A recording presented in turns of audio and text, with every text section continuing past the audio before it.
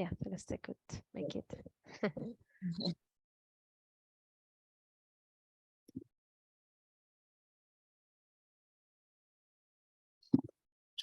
Good morning.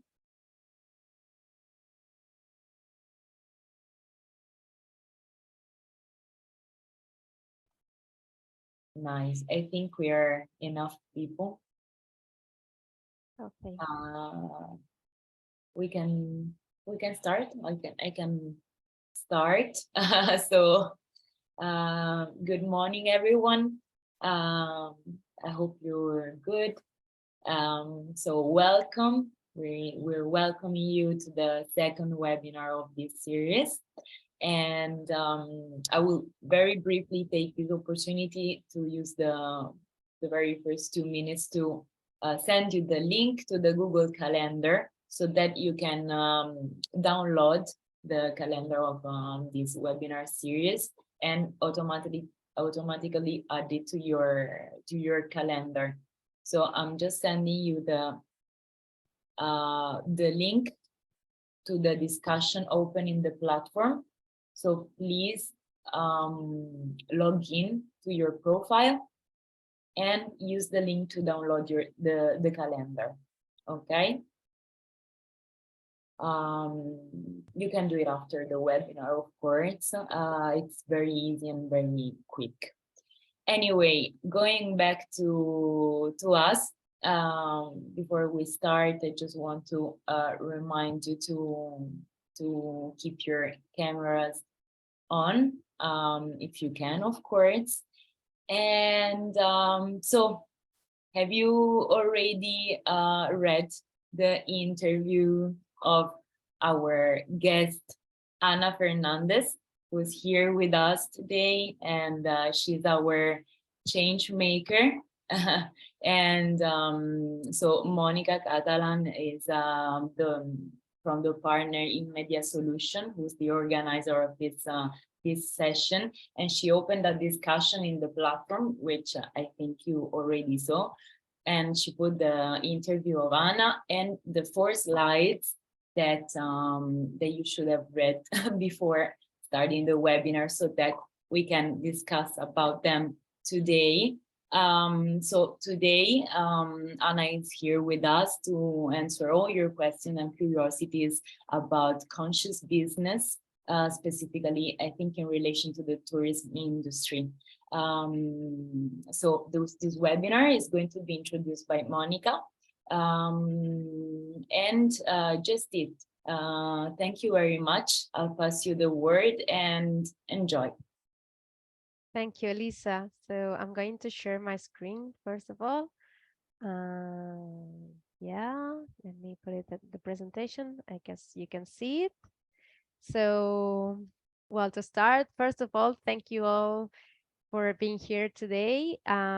It's a pleasure to host this second webinar at the Off the Beaten Track Academy. So my name is Monica Catalan. I am from InMedia. I'm communication manager in InMedia Solutions. Just for you to know a little bit, we are one of the Spanish partners here in the project of the Beaten Track. We are a communication agency based in Barcelona and specialized in tourism. We have also quite a long experience in European projects, both as partners and providers, and mostly in the fields of tourism, creativity, and also sustainability. So as Elisa was saying, today we are going to talk about sustainable tourism, also sustainable tourism as a business opportunity. And also we would like to talk about this conscious business as a new framework with people at the center, which I think this is important. So let me just add that we would like to create a very participatory space today. So we are willing to know about your thoughts, your reflection, your ideas, concerns, whatever it is. And to conduct all this webinar, we are very happy today to have Ana Fernández. She's one of our change makers. She has more than 30 years of experience developing communication and storytelling plans for corporations in the aviation, tourism, and entertainment sector. So, well, with no further delay, Anna, the floor is yours and just start. Thank you very much. I'm really happy to Tell be it. here with you. I shared the slides because I wanted this space to be for you. You are the protagonist, and so it's for me more important you to ask questions and trying to help in any doubt or anything that you want to share with me. Well, I love to say that I'm a journalist. It's not because it's a profession. It's a way of how I think I face the world. I try to learn all the time, and as a good journalist, trying to have as much information as possible to take the right decisions. So that brought me to have more than 30 years of experience of corporate communications, the last 15 years in aviation sector, and the last 7 part of the management committee of a stock market company. And by chance, the last 5, apart from communications, public affairs, I was chief sustainability officer. And I'm saying by chance, and I always explain it like this, because I was in a corridor, and the president said, Anna, in 2018, Anna, do you want to run sustainability? And at that time, everybody knew that sustainability was going to be key, but as aviation sector, we didn't really thought that it was going to be so critical for us in a few years. So I said, yes, of course, why not? So, and that changed my career, my personal life, I think so. And also it's one of the things that I want to share with you, because now watching that situation from a bit of perspective, I don't think I would apply to that job if it was not given to me like this, because I'm sure I was not going to be, I thought that I was not going to be able to run this department, because I was journalist, I was not an engineer or something like that. And then sometimes you realize that your experience, your background, the type of decisions that you've made are the ones that people are looking for. So believe in yourself, believe in your experience, in what you know, and then take the path, because it's not going to be easy. Obviously, I was, surrounded by engineers in big companies at FEPSA, Repsol, fuel companies. But at the end, if you try to understand the situation and you have this transversal vision, you're going to have a lot to add to that situation. So that's my first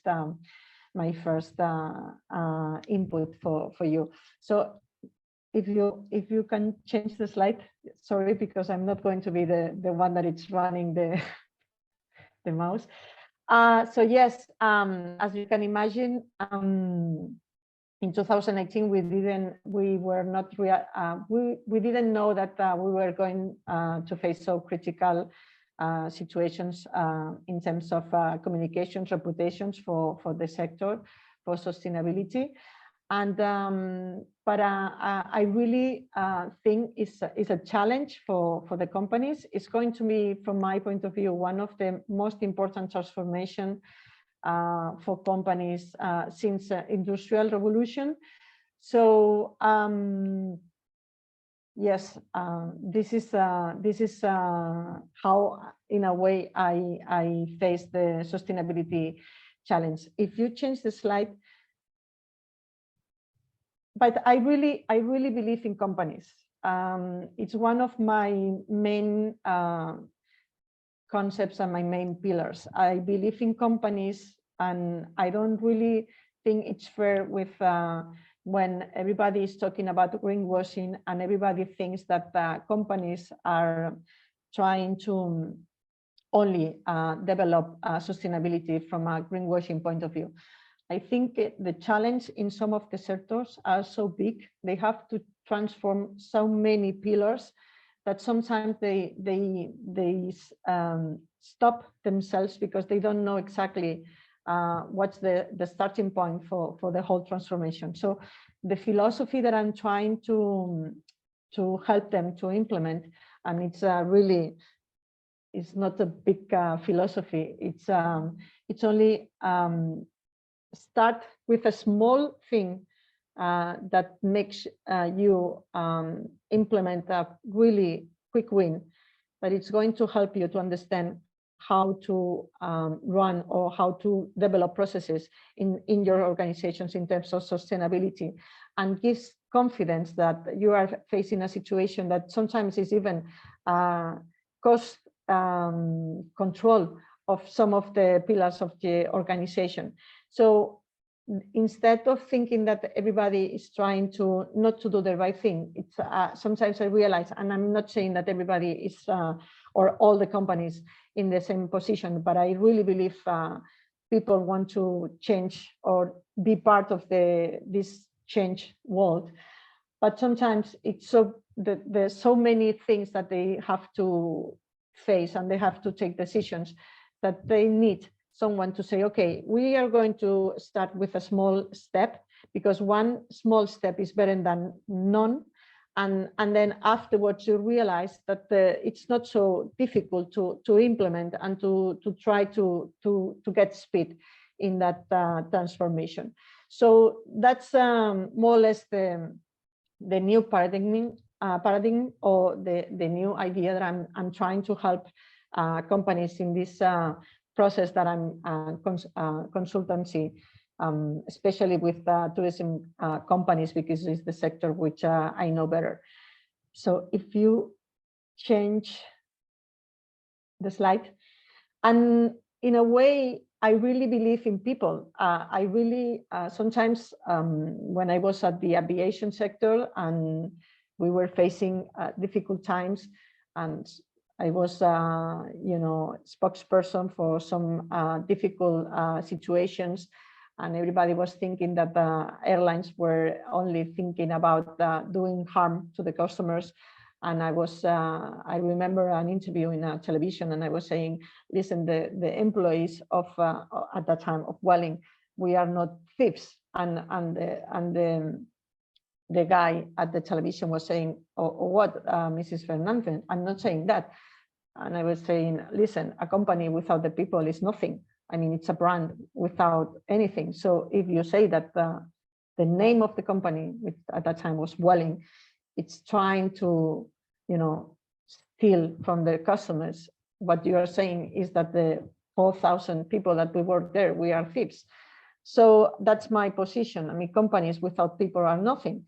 And I think most of people has already embraced small changes in their personal lives in terms of sustainability. So that's why I believe companies wants to also embrace the change, but sometimes it's not so easy to do it. And for me, it's important the leaders of the companies to, first of all, to believe that this is something that we need to start doing, and also trying to change the way we face the leadership of the companies. And in that situation, I was in a workshop that Raxi Shadia did last June in Barcelona, and he's all the time talking about the selfless leaders. So leaders that take care of the business. Obviously, the business has to be viable, and because if not, the business is not going to have a future. If the business has not future, is one of the most important things that we are going to lose our employment. But also we have to take care of our people, care of our customers, care of our society, and has the purpose that it's bigger than only have benefits. So yeah, and if you change the slide, and I think women in that environment, women will have a role, and it's not because I believe it's something about women versus men. I think as this is also Raji Shodia, as you can, I'm a really fan of him. I mean, he's talking about qualities, feminine qualities that has men and women has to implement in their normal professional lives. It's not only about being women, it's trying that if we arrive to the top, not trying to implement a masculine way of doing things, but else trying to develop other qualities as trust, transparency, caring, trying to empower the teams, trying to work with them in order to develop another type of business and another way of being able to implement of the ESG, the environmental, but also the social part of people inside the companies. So that's more or less the introduction that I wanted to do. It's really, you know, big picture, but I think it's better to understand if you have any question or if you want to, you know, share information and we can just talk about your concerns, your ideas, why you're here. Is there anybody who wants to start? No? I may do that. I think, Anna, your presentation and the keywords were just, you know, on spot. All the kind of the way you see the world will be a much better place if all the ideas will be realized. For me, from this your presentation, actually the thing that aircraft or kind of flying is bad as such, it's not only about the sustainability, but when we kind of face this health crisis, this COVID-19, it was such a pity to look how the tourism got the bad attention and that, you know, the tourism is bad and don't fly and etc., etc. All the kind of sub-trends which already have been in the air, like, you know, the instead of flying, use a car, use an electrical car and etc., etc. And all the kind of false myth, instead of just, you know, focus to the business correctly, be sustainable. I don't know if you think nowadays kind of all the different air companies, which of those you personally prefer when you fly? And is there any sustainability because of the theme? Let me tell you a few things. First of all, you have to be, I don't know if all of you are part of the tourism sector, but one of the things that I want to share with you is that you have to be proud of being part of the tourism sector. That's the first thing that I want to share with you. The second thing that I want to share with you, before my airline experience, I was in the cultural sector. I was working for a music festival for 13 years, which is a really advanced technological festival here in Barcelona, which is called Sonar. So this last June, I was helping them more in an exhibition part that they have, you know, in order to, because I was at that time, I thought it was good again to get in contact with them, and I was with an artist, in fact, that he had developed a technological app to try to make people understand that technology is also it's also in terms of emission is not zero emissions. So this call that we are having today, which is perfect because it's giving us the opportunity to be together, it's also emitting CO2 emissions, you know. So if I will have the chance to have a nice conversation with politicians all around the world, I will say, listen, why don't we stop finger pointing and try to start working together in order to, because if we believe that we need to implement sustainability strategies, we have to stop doing finger pointing, because this is taking us to take not the right decisions, because sometimes we think this is like the perfect you know, solution, and it's not 100% perfect. So that's why we have to see it transversal. In terms of aviation, I'm sure, well, I know aviation is working hard in order to try to get solution. It's a sector that it's not going to be so easy to find a technological solution in terms of sustainability. But obviously, we are talking about companies as Airbus or Boeing, that they have a lot of money to invest in innovation. However, there is a concept that is going to be always beyond the sustainability, and is security. So not Airbus, nor Boeing, nor anyone is going to present any aircraft that is not secure, 100% secure and 100% sustainable. That's the main that's the main issue that the aviation has.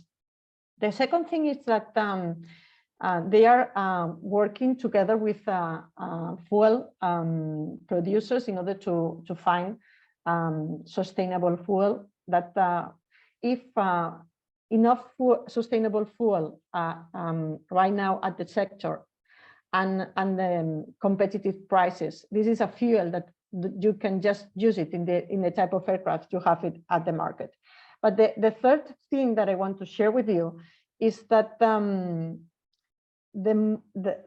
most important emissions at the aviation are not in the short, medium, short haul. It's in the long haul. And in the short haul, for example, Airbus has already said that in 2035, I think, they are going to have an hydrogen aircraft.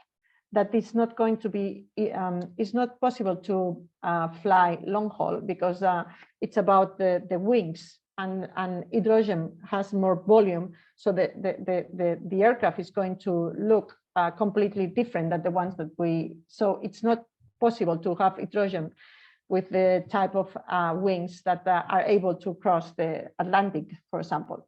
So what I'm saying is, I don't know, and it's in 2018, no, but in 2019, it was like this. I mean, it was like a big tsunami coming. You were in the front line of sustainability, and you didn't realize why. And I thought it was not fair, but it's not because I was and I was trying to protect myself. It's because the holistic view. If we want to change society, and we need all the companies to embrace this transformation, it's not about, okay, if we put aviation or we put other companies just in the front and the other ones we are just hiding behind, and it's going to make us our lives easier. Yeah, but the objective is not this. The objective is that we want to transform society. We want to change the world. And you know what? For me, I'm saying, I don't want to change the world. If I'm able to change 5-6 companies, and you change 5-6 companies, to change 5-6 companies, at the end, we will be able to transform the way we do business and the way we consume, because we are talking about a lot the obligations that the companies has in order to embrace sustainability. But then as a consumers, if we believe, again, it's not about how we do business, or is this going to be our reputation, or is this going to be better, or whatever.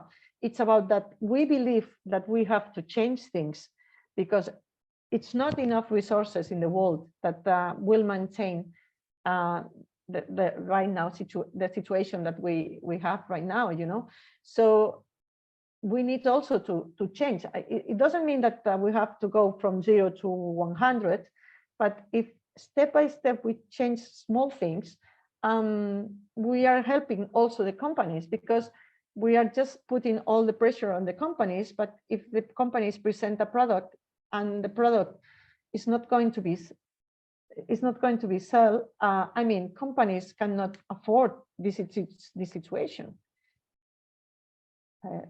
So that's more or less what I think. So Anna, which aircraft you prefer? Which aircraft? Yes, or air company. Still Vueling or? Yeah, I mean, you know what? In Europe, you have to be really, all companies that perform in Europe, and they have a Europe flag. You have to, because here the security agencies that they just on top of every company are really on top of them. So I'm really comfortable. I fly, obviously I keep flying Vueling and the group Iberia, British Airways, but I'm really confident flying with Ryanair, with EasyJet, with Wizz Air. Obviously, I would love to fly first class Emirates, but I mean, that's not so affordable. But I mean, really, I'm really, yeah, for example, right now that I'm not at an airline sector, for going from Barcelona to Madrid, I take the train. And but I think it's not also for me that I'm come from the cultural sector. You have to think there is a book that it's called, and in English, I think it's the Europeans or something like that. And it's about how culture make our movement in Europe started with culture. It was people going to Milan to see an opera. It was really, really high level people at that time, but it was culture the one that make us move between Europe, between Spain to Paris and then Milan, the big places, Vienna, the big places of the opera were the ones that make people go around. So, I mean, it's true that emission is important, but also we try to find a solution, because if we don't exchange each other and we touch, we can be here, but if we don't touch each other, I think we are going to lose an important exchange that this 2020 century gave us, So yeah, I'm sorry, I'm really cultural. I'm really trying to find a solution for aviation, because world is incredible. Thanks. Thank you, Ana. Is there anybody who wants to join the conversation? Yeah, Katarina? Yeah, actually what resonates in me, because I'm coming from culture center, but I'm traveling a lot because I work around Europe and living actually in Barcelona and traveling a lot with Vueling. But this, what resonates from what you are saying in me a lot was these small steps. This is something that even though, because sometimes we are thinking, oh, is it enough? What am I doing? Am I on the right place? Is it the right direction?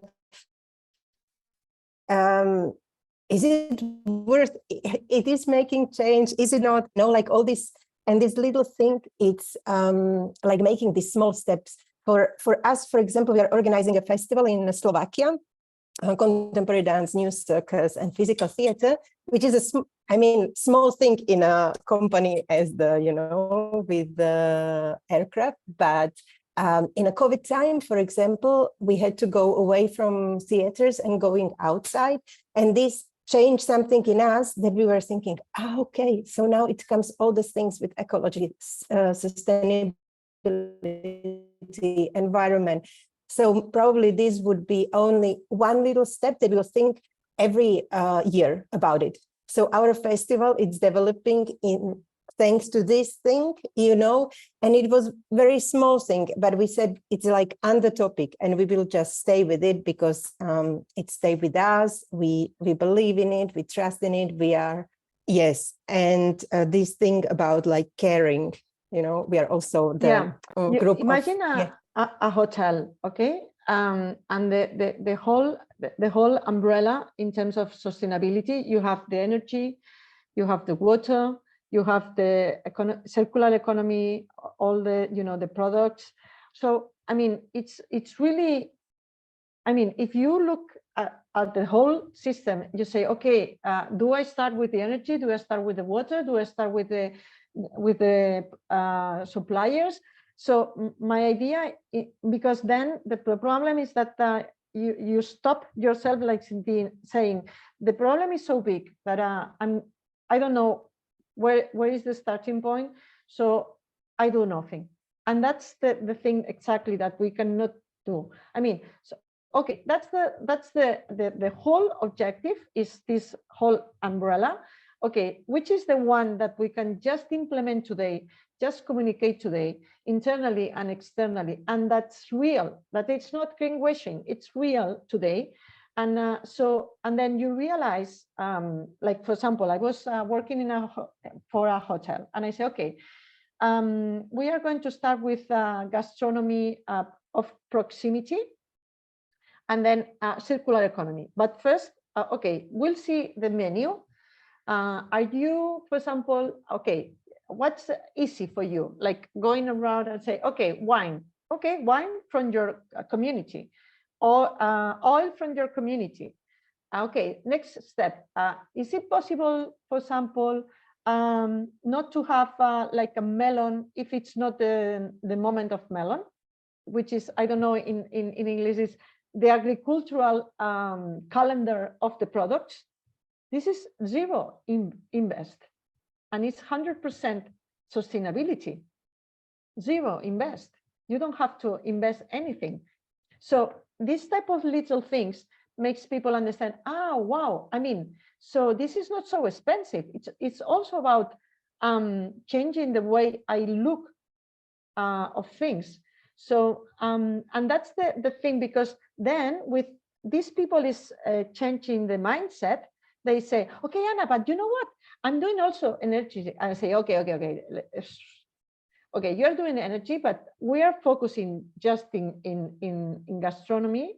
And once we have everything organized, then we'll communicate energy. I'm not saying you are not doing energy, but we are just focusing one thing. We are going to have control of one thing, and then we are going to add the rest of the things. But you know, once the wheel starts, everybody wants to be part of the change world, because everybody wants to have a look to the sea and see the whales, and have a look to the tree that it's 200 years old.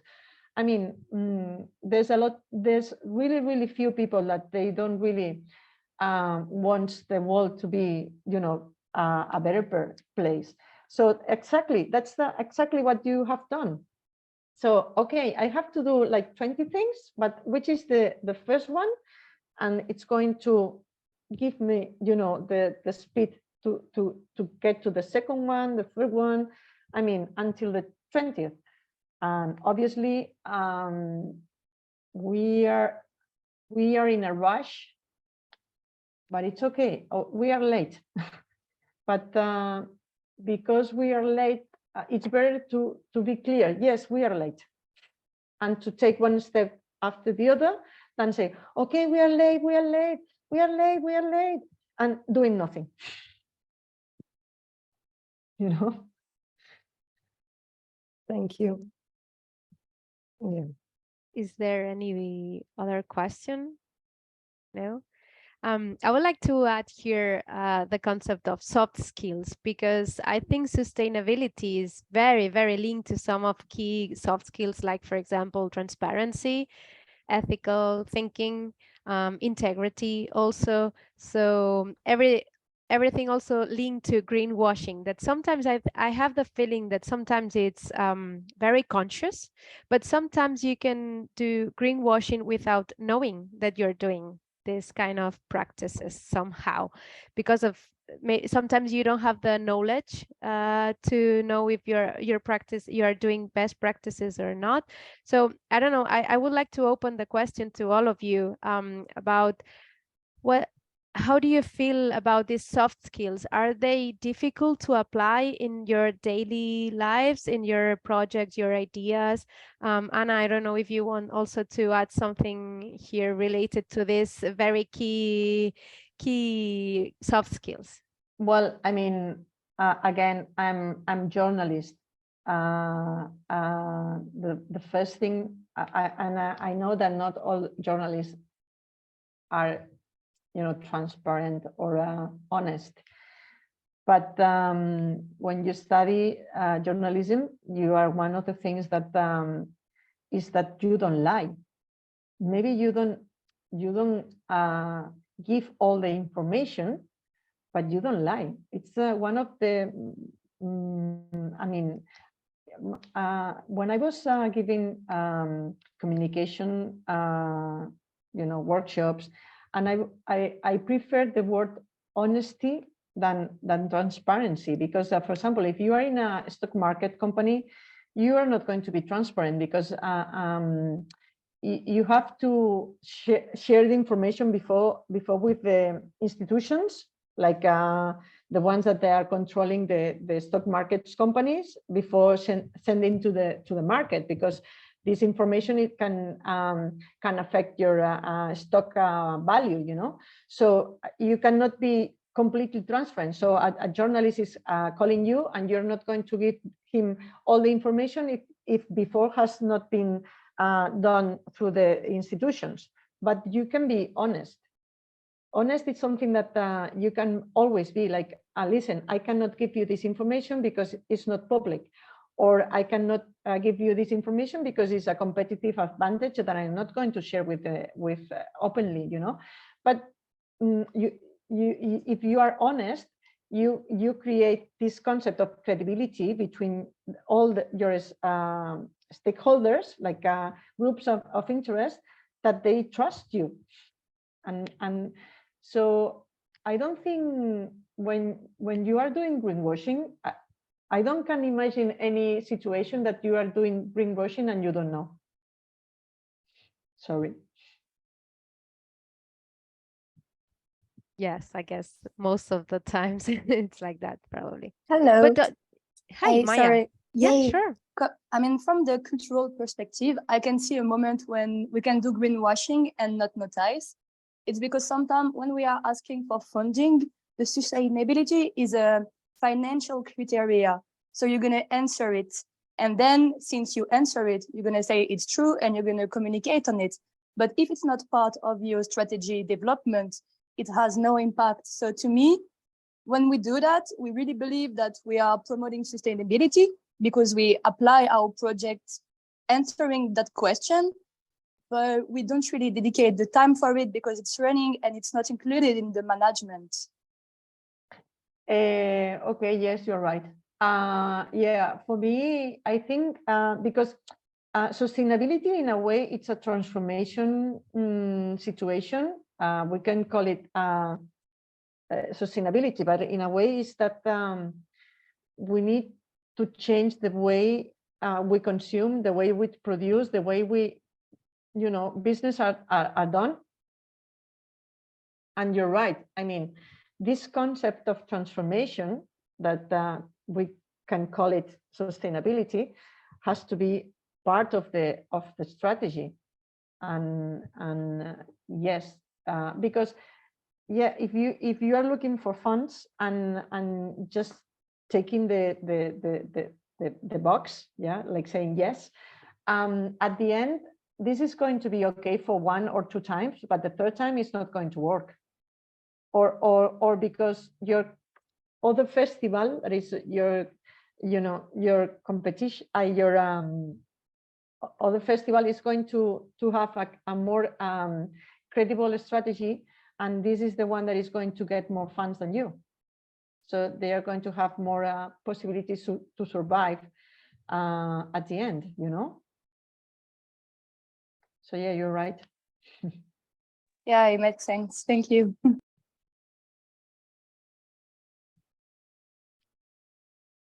Somebody else wants to say something? No? Okay, so regarding yeah. the soft skills, I think something that also may help people is that sometimes it's not going to be easy. I mean, yeah, but also you have to be honest with yourself. I mean, if you are in front of a situation and they say, well, we are going to do this for the employees, for example. And then you think, okay, yeah, but the employees they want to, be well paid. If they are not going to be well paid, they are not going to, this is going to be greenwashing for me. Greenwashing is not only externally, it's what we do internally. If we are not taking care of our employees properly, and then we are doing an internal communications campaign, this is for me also greenwashing. And because we are not really facing the people's demands. And for me, this is also important. And at the end, being the voice internally that that we need to do things right, sometimes it's not going to be so easy. Very interesting. Well, so I would like to do like a final question.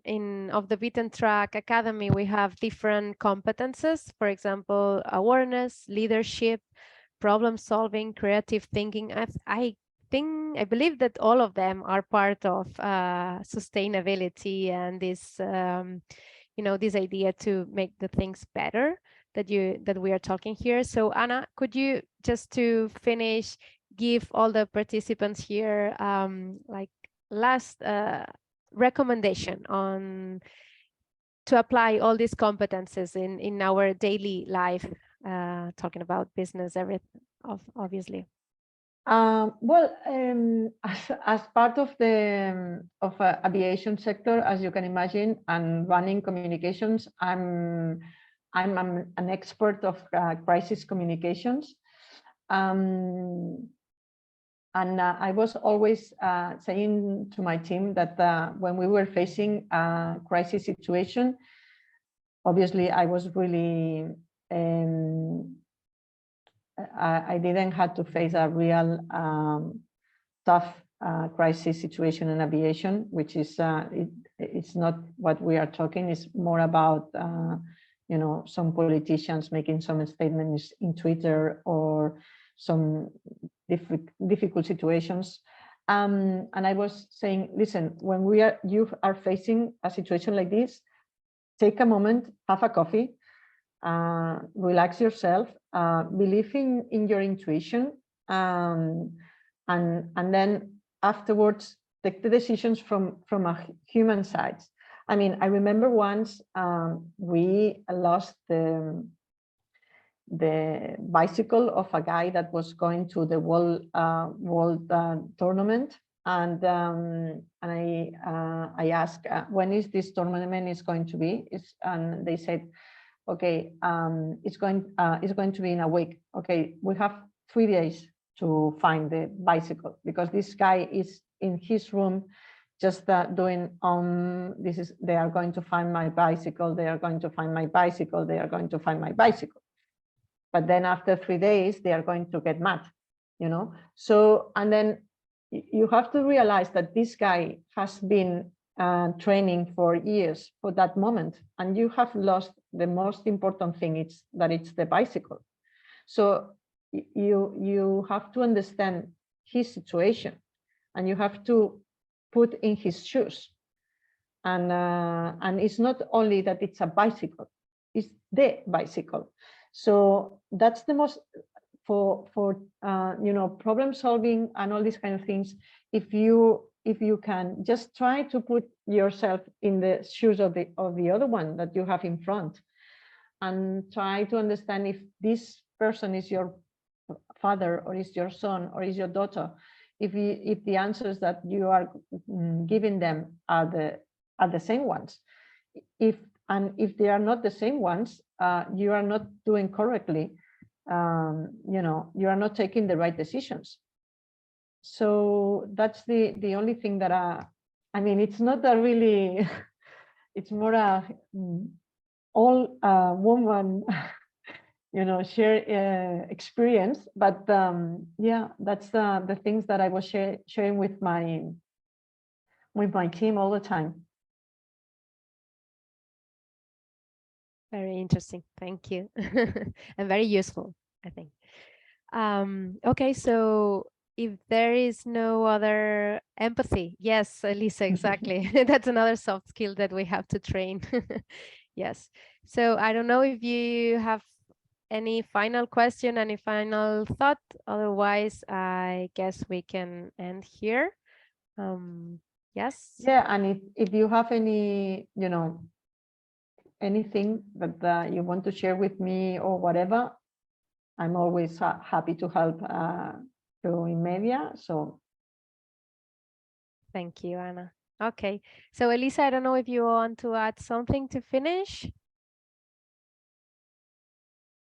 Yeah. Yeah, okay. Thank you very much for this. I just want to tell you about the next webinar, which is Kick Off Your Planning Process Creatively, which will be held on Wednesday, the 19th at 3:30 p.m. So since I just want to tell you that since I'm in Greece, I think the calendar which split, like, what's the word? I changed it 1 hour later. So now that I'm going back to Italy, it's going to change again, but the right hour is going to be from tomorrow, because today, I don't know, it's a mess, the calendar, but you can download it in the meantime.